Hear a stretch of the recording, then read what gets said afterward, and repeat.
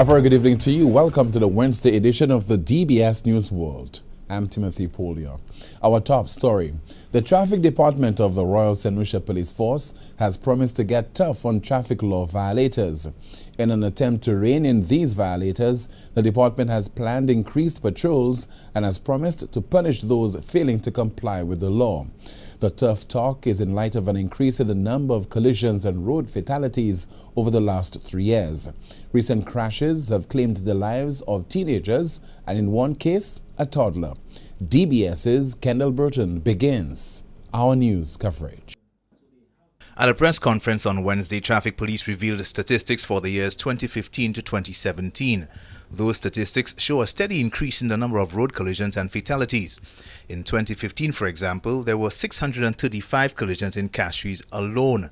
In 2017, the figure moved to 737, and in 2017, it climbed to 882. So between 2015 and 2016, there were 102 more accidents, or a 16% increase. Between 2016 and 2017, there were 145 more collisions, or a 19.6% increase. Island-wide, there were 1,599 accidents in 2015. In 2016, there were 1,927. And in 2017, a total of 2,174, an increase of 35.9%. There were 14 fatalities in 2015, 15 in 2016, and 17 in 2017. So far, there have been 4 for 2018, and officers are determined to keep that figure for 2018 down. As officers of the traffic department, we will have zero tolerance of traffic violations. We see ever so often too many drivers driving recklessly, some speeding, and of concern to us as well is the lack of driver courtesy to each other on the roads. Already, Castries Mayor Peterson Francis has threatened to come down heavily on the violators of the traffic rules in the city and has promised to introduce metered parking along with other measures to curb illegal practices along city streets. Now the police have decided to tighten the noose around the drunken drivers and speed demons. The National Security Minister and Chief Transport Officer recently announced plans to arm police with breathalyzers and radar guns. He highlighted that we'll be getting speed guns. Also, we will be equipped in the near future as well with breathalyzers to deal with individuals that we believe are driving under the influence of drink or drug. Officers are undergoing training and work has been done to refine existing legislation and to lay the foundation for the introduction of the new devices within the next 4 months. In the interim, police say citizens can expect officers to be a lot more visible as the number of police patrols and traffic stops increase. These random checks have found drivers committing a number of violations, including driving without licenses, tinting windows above the maximum permitted levels, having expired vehicle licenses, and driving uninsured vehicles. With an additional 15 officers recently being assigned to the department, officers expect to get a lot more violators off the streets. For the DBS News World, Kendall Burton reporting. Forensic experts from Martinique have just completed a workshop in St. Lucia. Employees of the Forensic Science Laboratory and members of the Royal St. Lucia Police Force benefited from the exercise. It's part of a drive by the St. Lucia government to seek outside assistance in the fight against crime. The U.S. has barred local police from participating in any American organized or funded training activities. Don Nicholas reports. The government of St. Lucia says it will continue to rally the support of its diplomatic allies, regional partners, and citizenry every step of the way in the fight against crime. This policy position was recently highlighted on the heels of the signing of a bilateral police cooperation agreement with Taiwan on Wednesday, January 31st, 2018. Another long-standing partner that the government will continue to collaborate with is the Inter-Ministerial Training Center for the Fight Against Drugs based in Martinique. The French were on island recently carrying out an intensive training session on the topic Forensics, Scientific and Technical Investigations. Staff of the St. Lucia Forensic Science Laboratory and members of the Royal St. Lucia Police Force benefited from that workshop. Minister for Home Affairs, Justice and National Security, Senator Herman Gill Francis, attended the closing ceremony of the training. He reiterated that partnership with other supportive countries in the fight against crime has proven to be both effective and beneficial to the island. The one-week training also covered areas such as papillary fingerprints, chemical impression evidence development, and crime scene management. For the DBS News World, I am Don Nicholas. In other news, Castries South MP Dr. Ernest Hilaire wants complete transparency from government on the status of the multi-billion-dollar DSH Pearl of the Caribbean project. Dr. Hilaire is holding the Prime Minister responsible for providing the details on the terms and conditions of the development, amid reports that there have been further adjustments to the original deal. Sheffield Gillard has that story. Last week, Prime Minister Alan Shastney and DSH Chairman Mr. Teo Aking unveiled new drawings for Site C in the supplementary agreement of the project, what the opposition has described as a smokescreen. According to Dr. Hilaire, it was only because the DSH agreement was leaked that the public became aware of the terms and conditions of the project. For example, the agreements required us to give up the George Odlum Stadium and Sandy Beach sites, to allow the developer to hold money earned from CIP in a foreign escrow account, the buyback option, the security of investment clause, the leasing of land for $1 per acre for 99 years, exclusive rights for betting and wagering with no sharing of revenue with St. Lucia, giving away all the productive lands in Vieux-Fort, and exempting the developer from paying all and every tax. The opposition remains adamant that the agreement in its current form is bad for St. Lucia and is not in the best interest of St. Lucians. The St. Lucia Labour Party wishes to repeat its rejection of the DSA project under the present terms, conditions, and concept. The Prime Minister, in trying to justify his support for Teo Aking, presented contradictory details on Phase 1, the racetrack. He said then that Clembob had shown the then Governor General the DCA approval in order that the Prince could participate in the sword-turning ceremony. Then he told Rick Wayne that the developer had just gotten his EIA done and was hoping to receive his DCA approval. Then the Prime Minister presented drawings for Site B, Sandy Beach, which showed that a causeway would be built to Maria Islands and that high-rise hotels and condos will be built along the beachfront. There was vigorous opposition, locally and internationally, to any effort to desecrate our national reserve and beach. Dr. Hilaire says the government must be transparent and must be held accountable. The opposition believes they have been doing a good job in bringing a number of issues to the public's attention. The $2.6 billion project has promised much-needed jobs, but critics say it threatens the natural environment and local culture. We continue to ask questions, and I think the time will come where we will have to say very clearly to the Prime Minister and the government that, look, we've tried all reasonable means to explain to you, to engage people, to educate them, and that you're not even responding. And our next step will probably have to go to court to see if we can stop you until you engage people and provide all the information necessary. This is still an option available to us. But of course, like we've always said before, we want the Prime Minister, and we're appealing, we're exposing what we see as the deficiencies in the agreements and what has been announced, and to come out and clarify and engage the people of St. Lucia and the people of the South in particular. And when the time comes where we will take, if necessary, legal action to stop any works, we hope people will not say we were hasty, we were indecent in our approach, because we are trying over and over and over to ask the government to come out and be transparent on this matter. And we constantly raise questions and ask for clarification. No one can say that we've not been exceedingly constructive in our approach. And the time will come sooner that if the Prime Minister continues to be arrogant and disdainful, that we will have to take it to another level. The Pearl of the Caribbean is expected to be the largest investment in the region. For the DBS News World, I am Sheffield Gillard. The management of the water and sewage company WASCO has been outlining some of the company's plans to improve the delivery of a safe and reliable supply to residents across the island. The company has been heavily criticized for its inability to deliver a supply to some communities, which have in some cases been without water for months. The company is in the process of developing a strategic water management plan for execution over the next 5 years. We hear more in this report. The water and sewage company WASCO has been working feverishly to ensure the delivery of a high-quality service to the St. Lucian public. During a recent gathering of the leadership of the company, Chairman of the Board of Directors, Mr. Francis Dembo, gave an insight into the most recent projects being undertaken by WASCO. WASCO is now in the process of developing several important water projects and initiatives around the island, to include: 1. Installation of a 50,000-gallon storage tank in Bouton to benefit its clients in that community.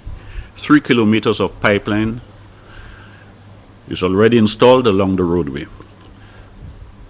Secondly, the process to commence desilting the dam is in progress after so many years of discussion, so that work can start on building the sediment disposal area by the end of the first quarter.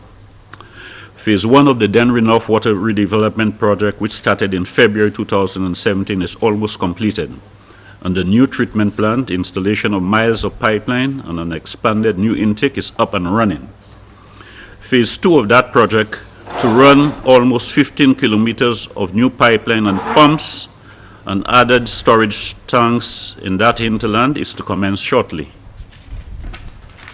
The installation of almost 3 miles of 10-inch iron ductile pipe from Hill 20 treatment plant in Babono to Lacroix, which started in July 2017, is completed, and testing of same is in progress so that it can be connected to the existing grid to fill all storage tanks in that area. Once completed, this will serve to enhance the water distribution system in the Babono area, which has been experiencing several distribution issues in some areas over the past few years. Mr. Dembo also made mention of increasing the water storage capacity that would benefit the residents of Tiroche in Mico. Meanwhile, Agriculture Minister, who is also responsible for water distribution on the island, spoke passionately about the commencement of desilting the John Compton Dam. After 8 years, we have been promising the people of St. Lucia that we are going to do what it takes to desil the dam. In fact, we have started collecting monies from them. In fact, one number is about 20 million now. 24. It's going up very steadily. 24 million, right? And we have not removed 1 cubic yard of silt. We cannot continue. I can't go to Parliament this year and not articulate what we are doing to start that process. And I'm aware that we have started phase 1 as far as the sediment disposable pit is concerned, and we are now looking at the possibility of identifying a contractor to engage that contractor as far as the rainy season starts to start desilting the dam. The company is in the process of developing a strategic water management plan for execution over the next 5 years. From the Agriculture Information Unit, I am Hinkson Butcher. And now this. The Castries Constituencies Council is playing its part to reduce the city's rodent population. This after the Ministry of Health expressed major concern about the spread of leptospirosis. Last year, the ministry noted an increase in the numbers for leptospirosis, where 26 cases and 4 deaths were confirmed. During a stakeholder consultation with town and village councils held on Friday, the 2nd of February 2018, Medical Officer of Health Dr. Saran Belban-George said it is important to engage all stakeholders as part of the disease program management plan. Alex Buske has the detail. Mayor Peterson Francis says he has made considerable strides in trying to eradicate the rats in the city center. We have been trying, and I know there are people before me who wanted to bring a insecticide for the rodents. We have spoken extensively with the Cuban ambassador, who is helping us. He has actually put us onto somebody, and we have written to the pesticide board for bringing that what we call biorat.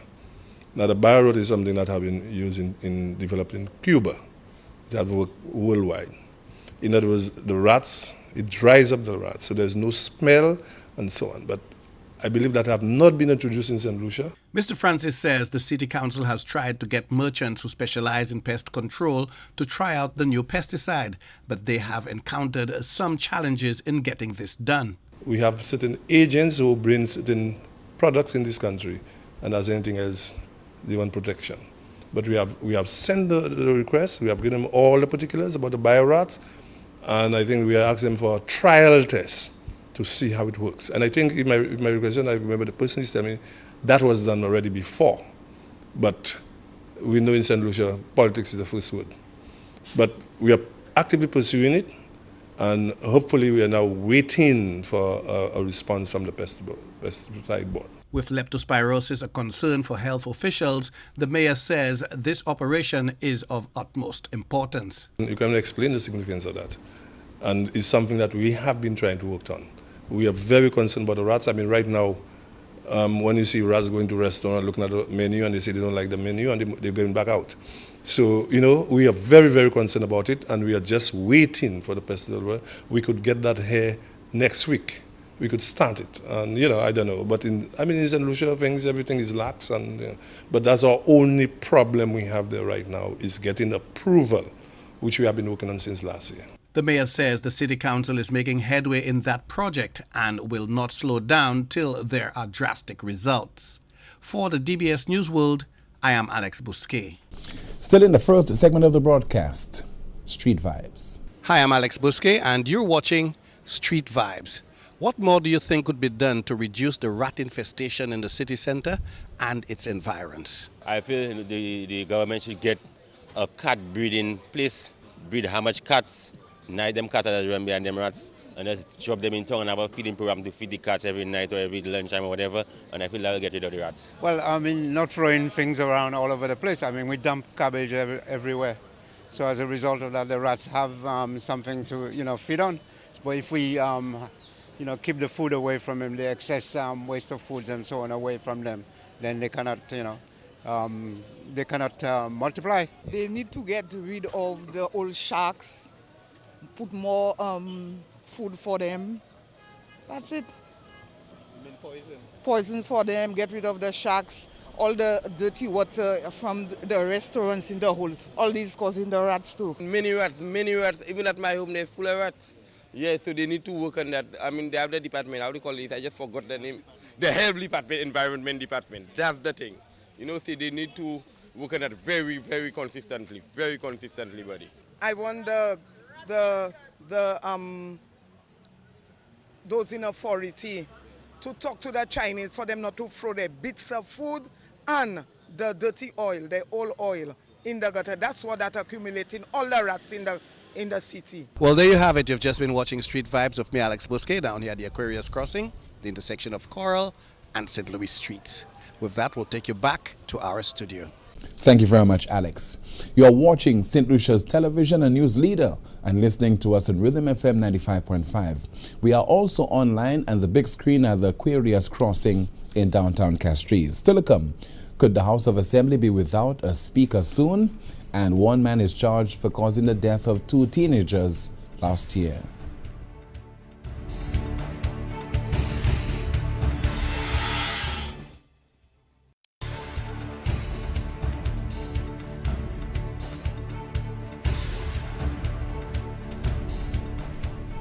Thank you so much for staying with the DBS News World.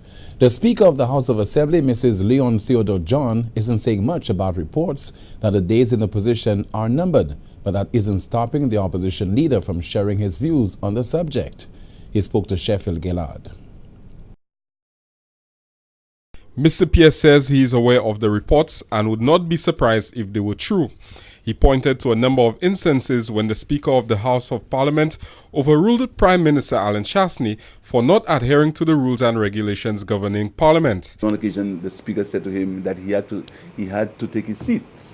And if you know the Prime Minister well, he will not take lightly to that situation. So I'm not surprised if the Prime Minister will want to move against the Speaker. But that is not my business. But I'm not surprised. Mr. Pierre believes the whole issue underscores the need for a deputy speaker to be appointed. The opposition has repeatedly refused to nominate a candidate from amongst its ranks and has threatened legal action in the past. This matter is a very complex matter. We have it in the hands of our attorneys. It's not as simple as it may sound. We are seeking the best opinions because we do not want to go into court and get in the situation where we enter into a quagmire. We know we want when we go to court, we go into a slam dunk situation. As to the performance of Mrs. Leon Theodore John over the last year and a half, he says, Mr. Hassan, the speaker is operating under great constraints. That is why the government has not appointed a deputy speaker. And the speaker physically, she's had to spend hours without a deputy speaker. Regardless of how the convention calls, the Prime Minister refuses to appoint a deputy speaker. So she operated under great constraints. I think she tried to do a good job. Sometimes you can see she was sometimes that even though she wanted to go in a particular direction, the pressures of the powers that be always came to her, right? So I'm not surprised if she's been forced out. Sarah Flood-Bowbray was appointed Deputy Speaker at the opening of the first session of the 11th Parliament in 2016, but subsequently resigned to take up the post of External Affairs Minister not long after. Mrs. Leon Theodore John refused to comment on the matter. For the DBS News World, I am Sheffield Gillard. In the aftermath of a 6.4 magnitude earthquake in Taiwan, Senior Communications Officer in the Office of the Prime Minister of St. Lucia, Nicole MacDonald, has confirmed that St. Lucian students studying there are all safe and sound. Several people have lost their lives and hundreds more are missing. Several children had to be lifted out of partially collapsed buildings. Don Nicholas reports. The death toll continues to rise as a powerful 6.4 magnitude tremor rattled Taiwan. Emergency responders have rescued people from hotels and residential buildings that have partially collapsed.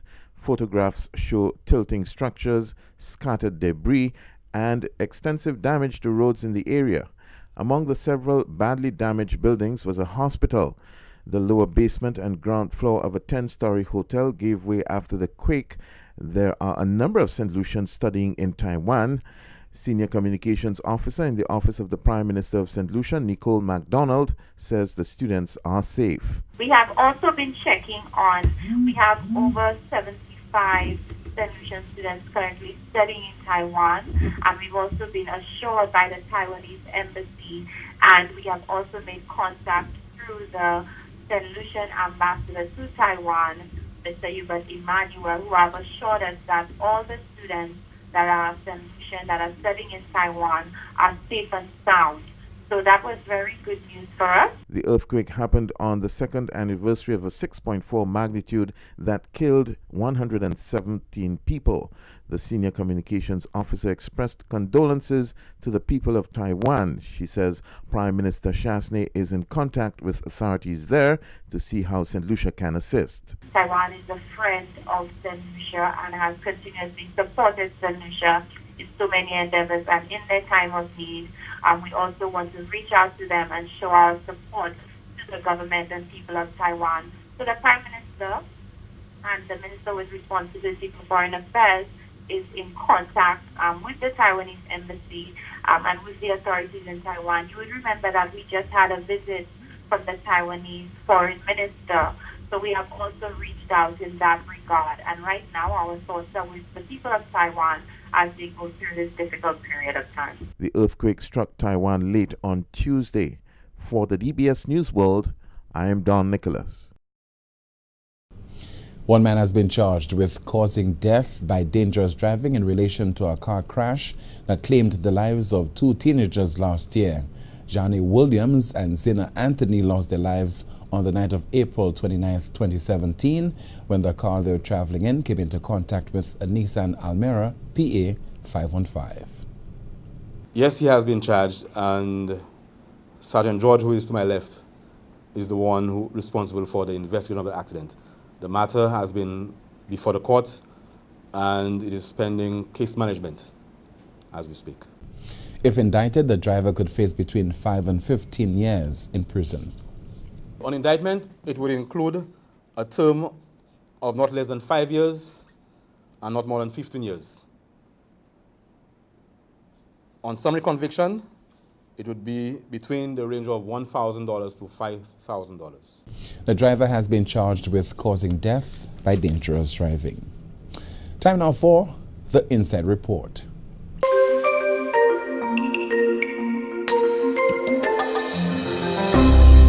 Earlier this week, the Chief Transport Officer challenged drivers to take personal responsibility for road safety instead of blaming accidents on the police and government.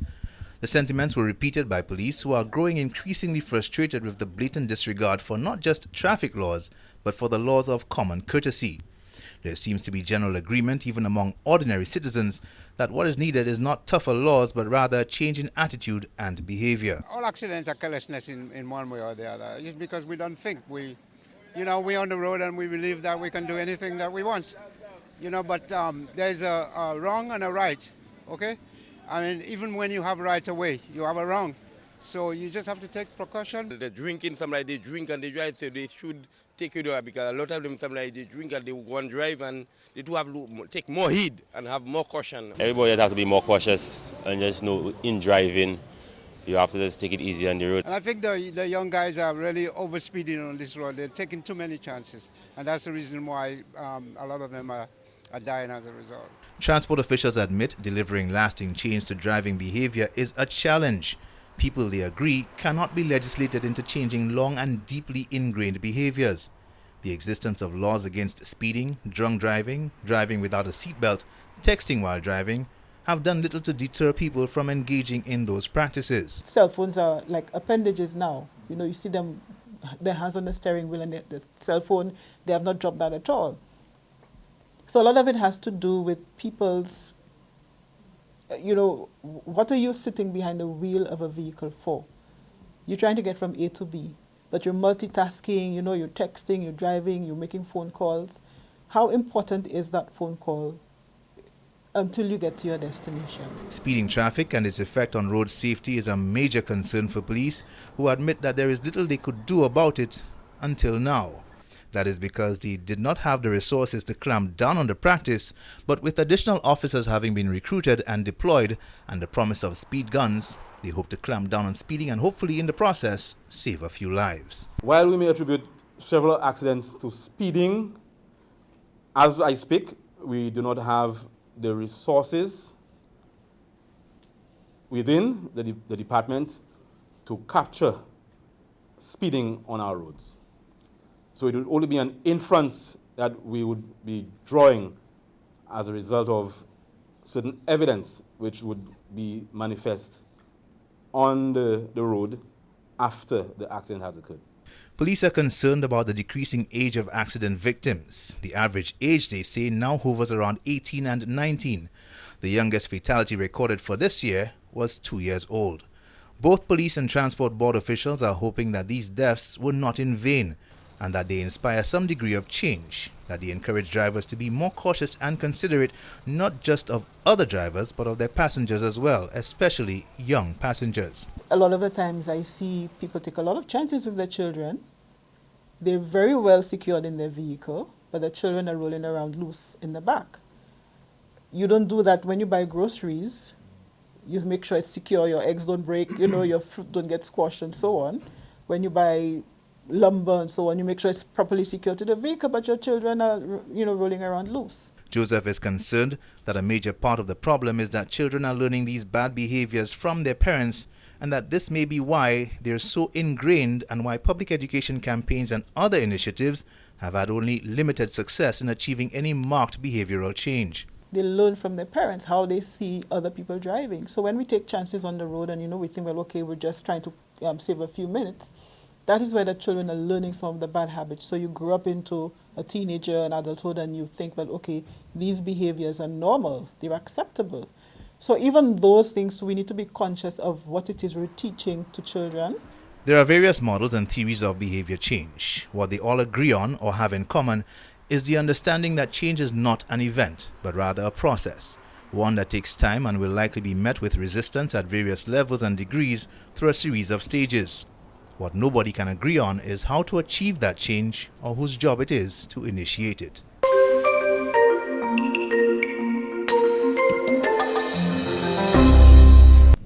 Well, the DBS News World continues in just a moment. The National Security Minister continues to allay concerns about the presence of foreign high-risk prisoners on the island.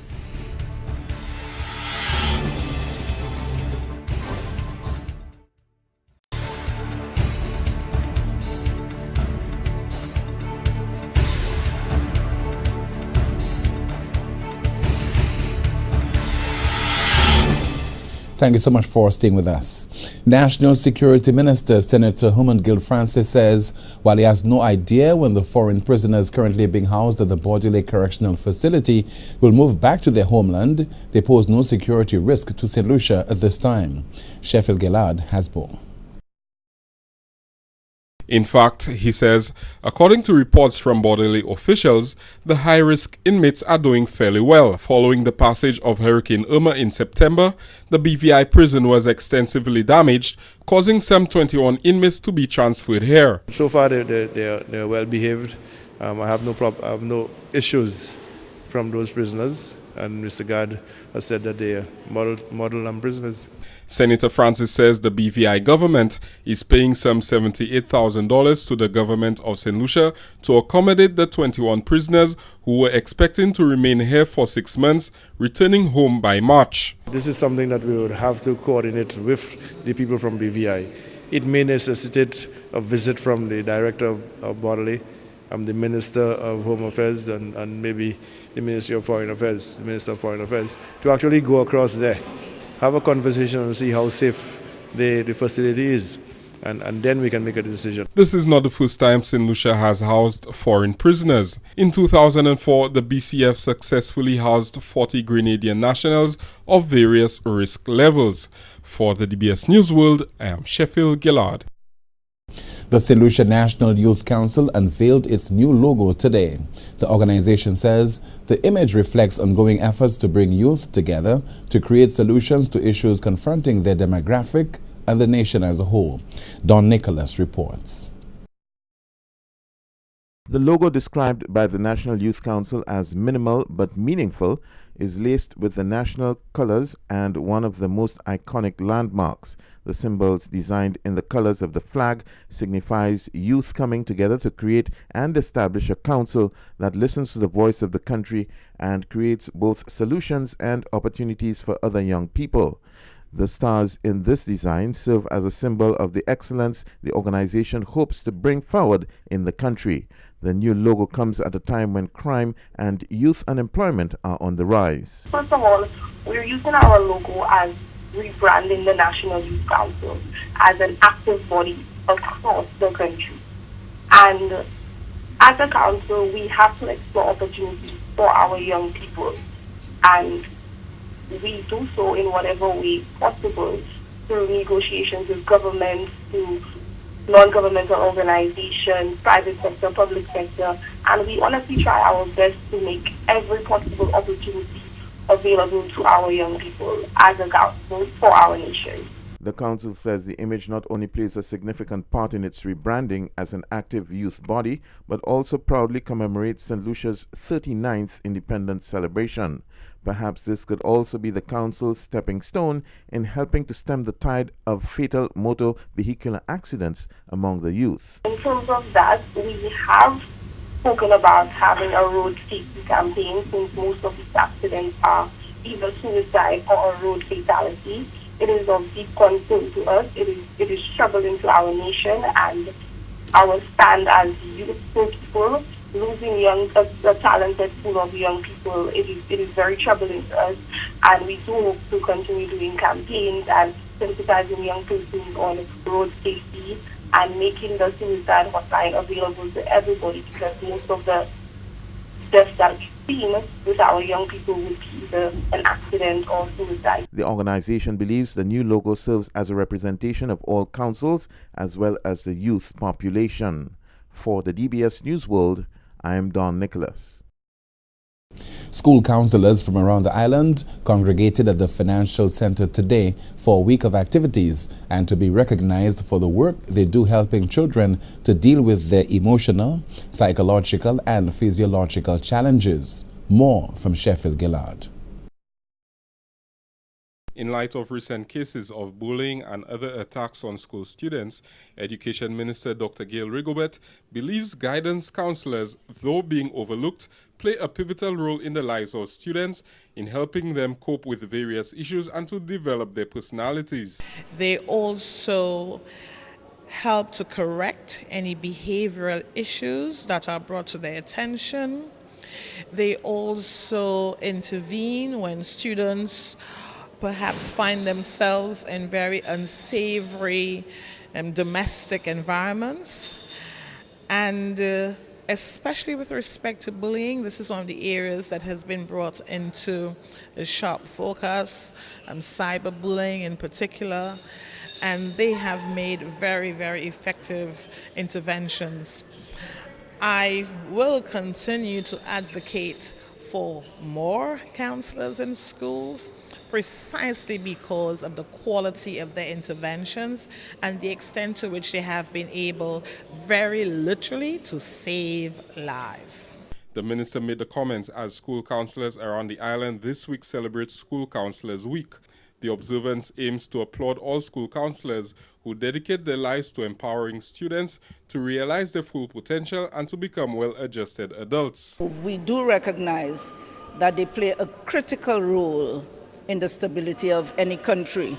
Their impact on children with the number of dysfunctional families that we have, their role as supporters, their role as confidant can never be underscored. So for me this morning, the presence of the Minister of Education as well speaks volume, because I think she now would be able to take some of the ideas shared to make a difference in the education system. It stems from a meeting we held sometime last year where school counselors engaged in some critical introspection, and one of the things I encouraged them to do was to celebrate themselves, to do more with respect to public education, to let the country know the value of the work that they do. And I am really pleased and excited that 1 year on, they took up the challenge and have put together a week of activities to celebrate school counselors and to bring into sharp focus what they do. This morning, I challenged them to, during the course of this week, highlight the spectrum of activities that they engage in schools and the range of interventions that together help to save, to cure, to heal, to guide our students. This week's observance is being held under the theme St. Lucia School Counselors Touching Lives, Creating Change for Success. For the DBS News World, I am Sheffield Gillard. Sports is next when the DBS News World continues with Kenson Casimir.